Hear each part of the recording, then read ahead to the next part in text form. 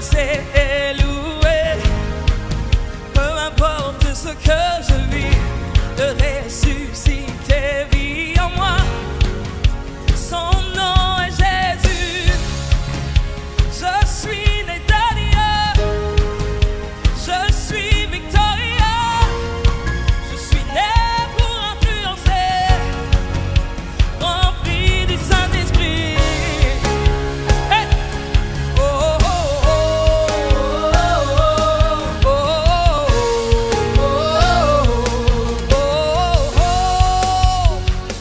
Bonjour à tous et à toutes, je suis votre présentatrice Giovanna Bouafou.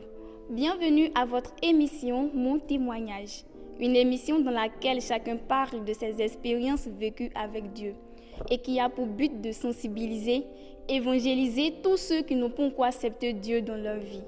Aujourd'hui, nous sommes sur le plateau avec mademoiselle Abekan Naomi qui a un témoignage à partager avec nous. Mais bien avant de commencer, nous allons rentrer dans un petit moment d'adoration avec le chantre Jonas Féan.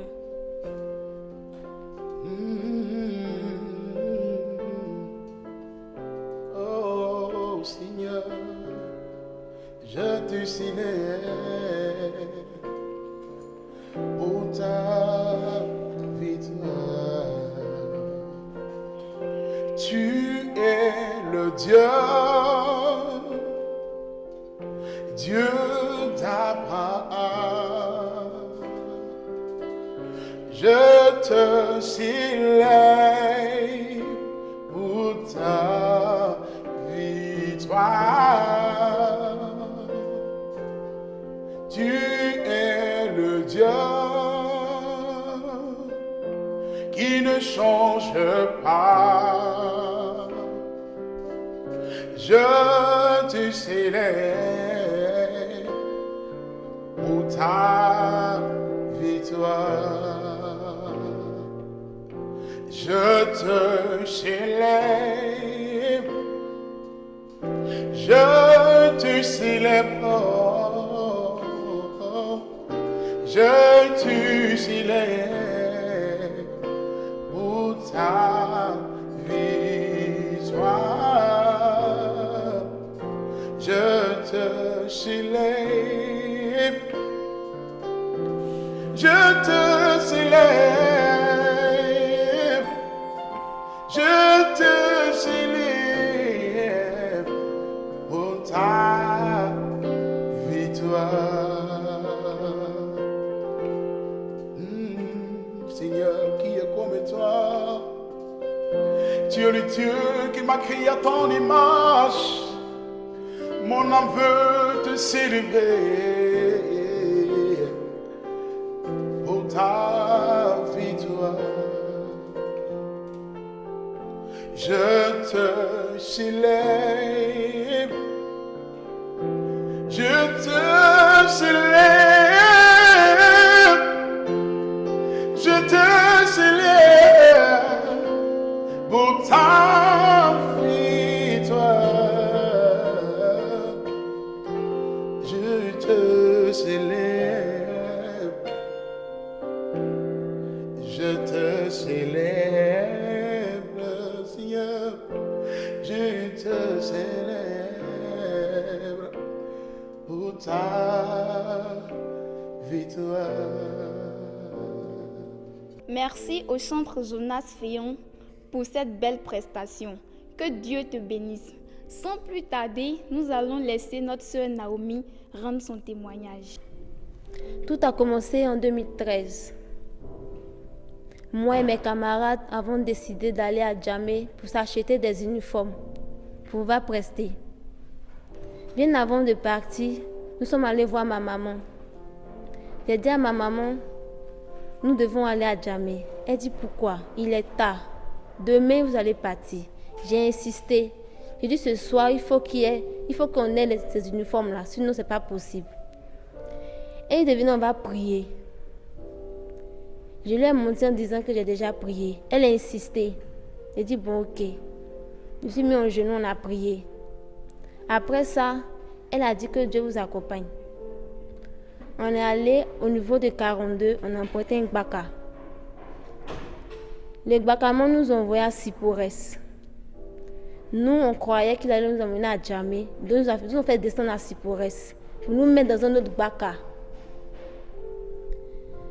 On demande au chauffeur, mais pourquoi ce Gbaka-là ne peut pas aller à Djamé? Il dit non, il n'y a plus d'essence. Mais l'autre Gbaka va nous emmener. Il dit ok. Donc, on est monté. On est arrivé sur l'autoroute.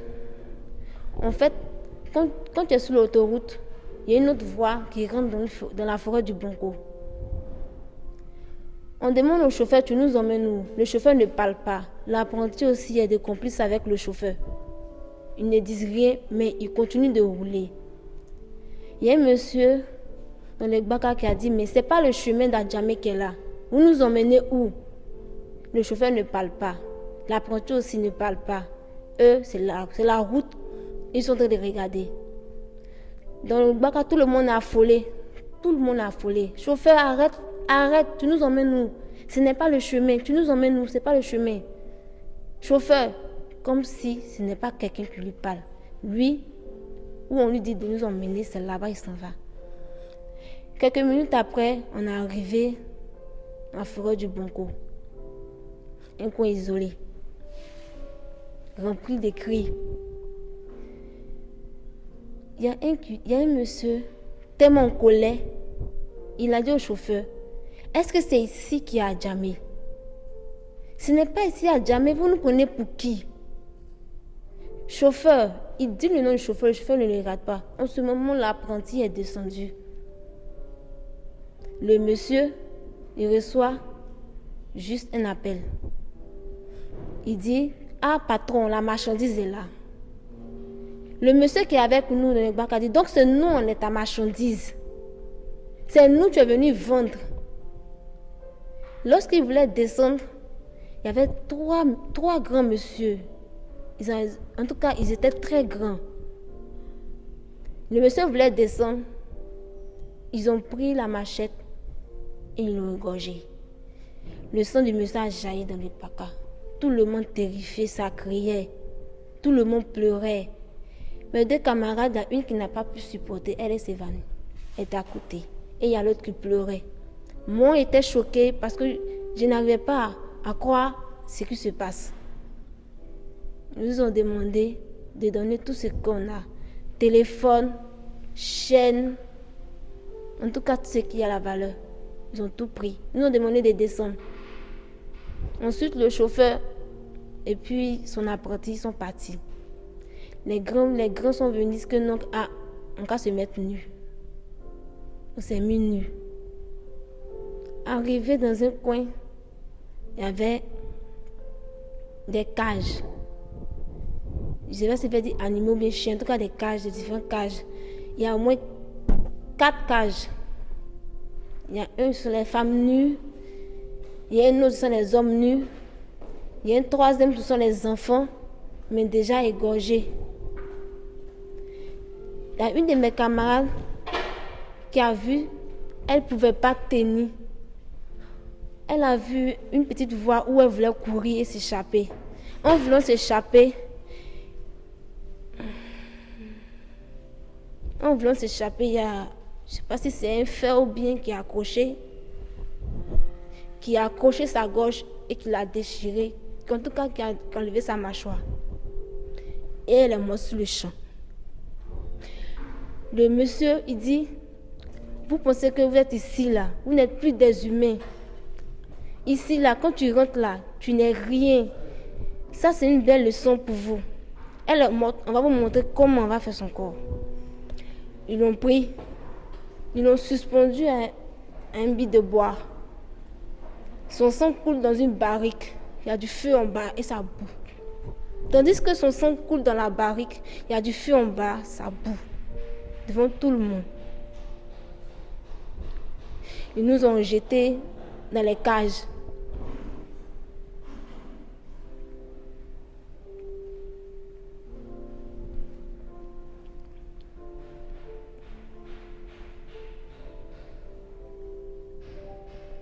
On était là pendant un bon moment. Il y a des clients qui appelaient. Monsieur, vous voulez combien de bols de sang? En tout cas, il y a une barrique qui est déjà pleine de sang. D'autres appellent, non, moi je veux des organes. Je veux au moins 5 organes. Immédiatement, ils prennent 5 personnes, ils les tuent devant nous.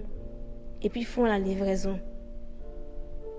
On était là pendant un bon moment, jusqu'à 23h, minuit, il n'y avait même pas de courant. La cage où j'étais, il y avait une dame qui était là. Je lui ai dit, ah maman, ça fait combien d'années toi tu es dans la cage là? Elle dit, ça fait 5 ans que je suis ici. Elle dit, mais maman, pourquoi toi ils t'ont pas pris pour te sacrifier? Elle dit, elle prie beaucoup. Je lui ai demandé, tu es de la Côte d'Ivoire? Elle dit non. Qu'elle partait faire achat au Burkina. C'est au Burkina, ils l'ont levé, puis ils sont venus la déposer dans la forêt du Blanco. Est-ce que tous les mamans là, tu les connais? Elle dit, elle est étrangère, elle ne connaît personne. Depuis 5 ans, elle est ici, elle ne fait que prier. Ils prennent les autres, mais elle ne la touche pas. 1h, 2h. Ils ont appelé pour dire qu'ils veulent quelques personnes encore et puis leurs organes. Mais quand tu pries réellement, le Seigneur ne t'oublie pas. J'étais là et il y a une forte lumière qui est apparue vers notre cage. J'ai demandé à la maman, est-ce que tu vois la lumière? Elle dit, ma fille, je ne vois rien. Il dit, maman, il y a une lumière qui est là, il y a une personne qui est là. La personne est dans la lumière. Elle dit, ma fille, je ne vois rien.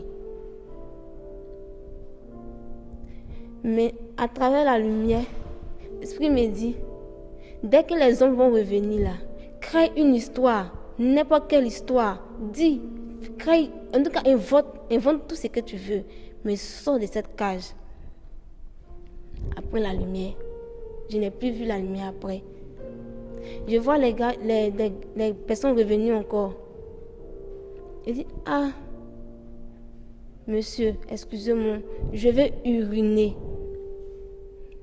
Il dit, ici là, il n'y a pas de toilette privée ici, hein. Ici, il n'y a rien pour toi ici là. Il n'y a rien. Il faut faire ça au milieu de ces personnes-là. Fais ça sur toi là-bas. Il n'y a pas de WC public ici, il n'y a rien. Fais ça là-bas.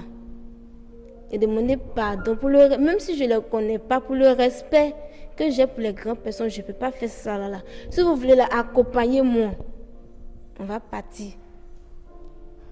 Accompagnez-moi. Il faut mettre 5 personnes derrière moi, on va partir. Mais je ne peux pas faire ça devant les parents. Ils disent, ok, allons-y. Maintenant, parmi ces hommes, il y a un qui j'ai senti qui est un peu bon et je me suis accrochée à lui. Je lui ai demandé, est-ce que tu as une petite soeur? Il dit non. Est-ce que tu as une mère? Il dit non.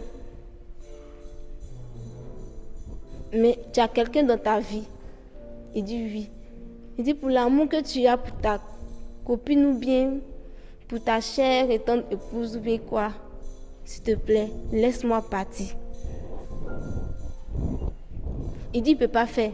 S'il me laisse partir, ils vont le tuer.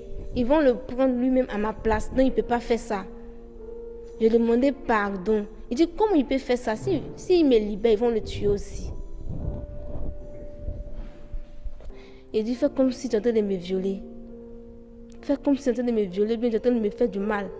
Ils vont sentir que tu es en train de prendre du plaisir. Puis, dans ça, tu me laisses partir.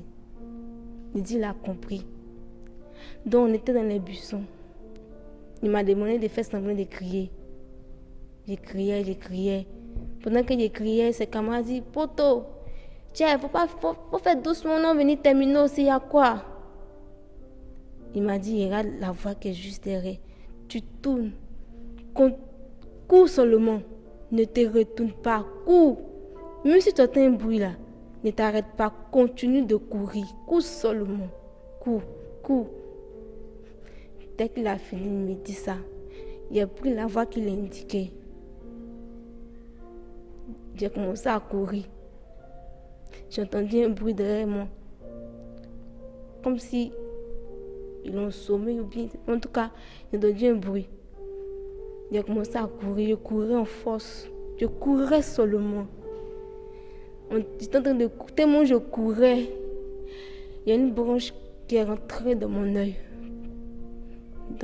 droit. C'est ce que je fais quand je porte les lunettes aujourd'hui. Tellement j'ai couru, parce que j'étais nue, donc tout mon corps était un peu blessé. Je me suis retrouvée sur la voie, l'autoroute. Il y a une voiture qui m'est passée là-dessus. La deuxième voiture, elle a freiné. Le monsieur a cru que j'étais à tort. Puisque j'étais nue, lui, peut-être que j'étais une revenante, quoi, mais il tremblait. Il demandait pardon, je ne suis pas une revenante qui n'a qu'à m'aider.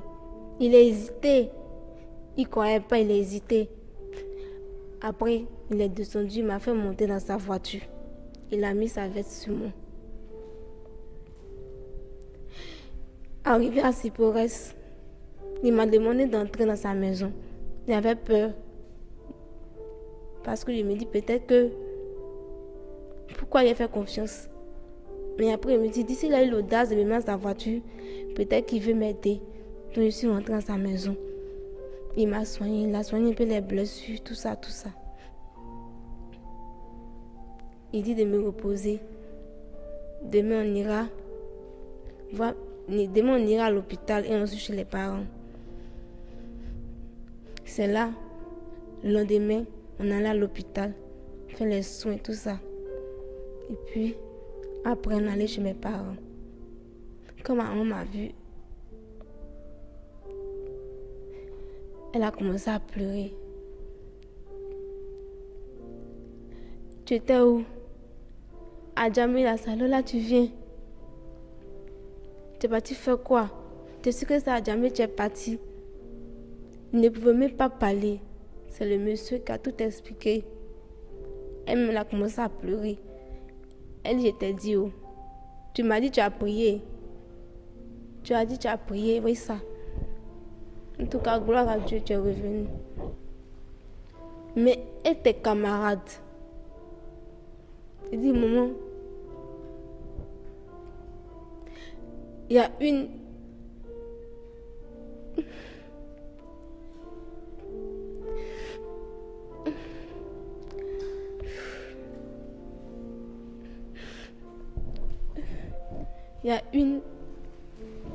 Il y a une pioche arrachée la mâchoire. Et elle est morte sur le champ. Mais l'autre, elle est restée là-bas.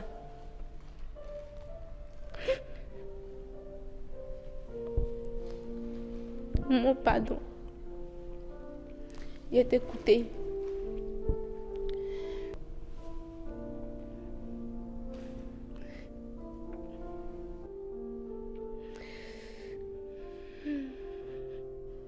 Ce que je peux dire à la jeunesse, c'est qu'ils cherchent Dieu, qu'ils cherchent véritablement le Seigneur. Car c'est lui seul qui peut nous aider. Que Dieu vous bénisse. Merci à la sœur pour ce témoignage qui nous a beaucoup édifiés. Vraiment que Dieu te bénisse. Par ce témoignage, nous sensibilisons tous ceux qui n'ont pas encore donné leur vie à Jésus de le faire. Car sans lui, nous ne sommes rien et nous ne pouvons rien. Pour toute personne qui voudrait rendre un témoignage, nous vous prions de nous contacter au numéro qui s'affiche au bas de l'écran et nous nous ferons le plaisir de vous recevoir sur notre plateau. Que Dieu vous bénisse. À la semaine prochaine.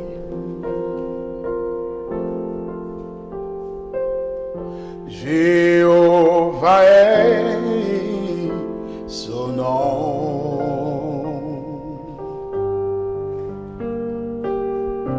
Jéhovah est son nom. Jéhovah est son nom.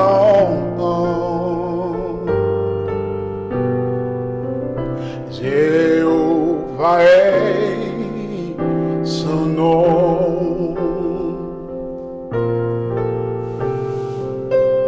Puis puissant guerrier,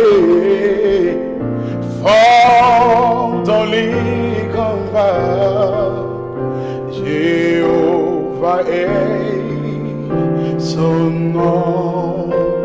Puissant guerrier, puissant guerrier, fort dans les combats, Jéhovah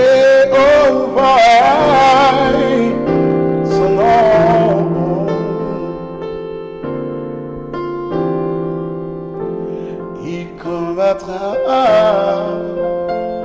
pour moi. Oh Seigneur, tu combattras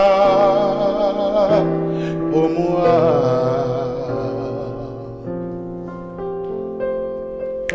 Tu combattras pour moi.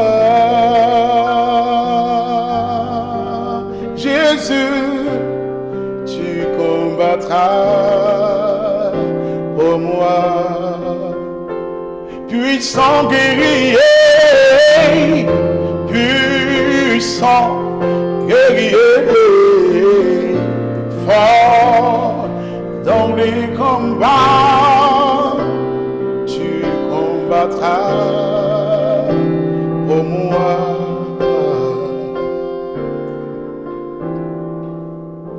Puissant guerrier,